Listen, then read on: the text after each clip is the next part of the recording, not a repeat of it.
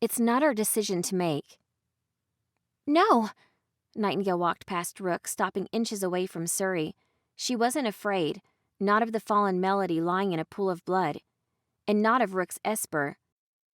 This great bounty thing might be important, but we don't give a damn what the rules are. Nightingale pulled a roll of bandages out of her pack, tossing it down to Melody. Melody caught the bandages, staring down in disbelief.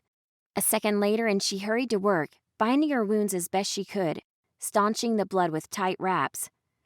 We won't kill a defenseless enemy, Nightingale said. Violet light flickered where Suri's lower body blurred into an indistinct blur. Do you feel the same, Rook? His voice shook the room. I do. Then I'll do it. Her violet light grew brighter and a sudden breeze blasted away from her. This is why the bounty was formed in the first place. Mortals are often too weak to protect themselves. Zeke cleared his throat. No, you won't. We decided not to kill her. You got outvoted.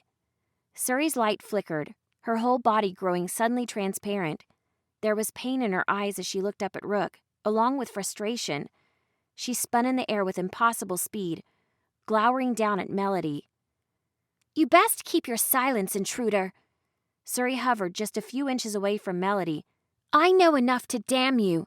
Suri flickered once, then vanished like a candle left out on the wind.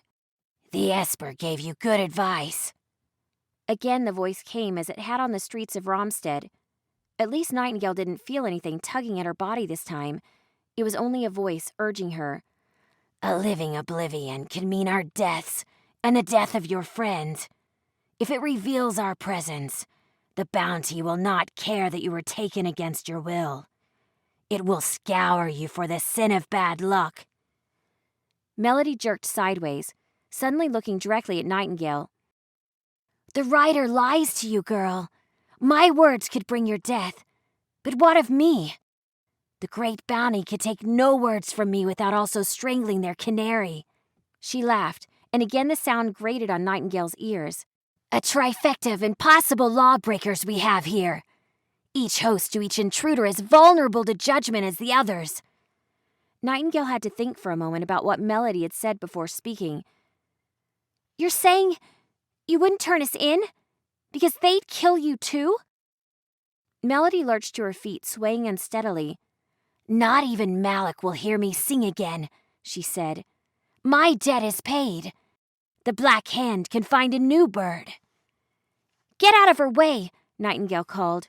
Rook, Zeke, and Remy all stepped back, giving Melody a clear path to the ladder. Thank you.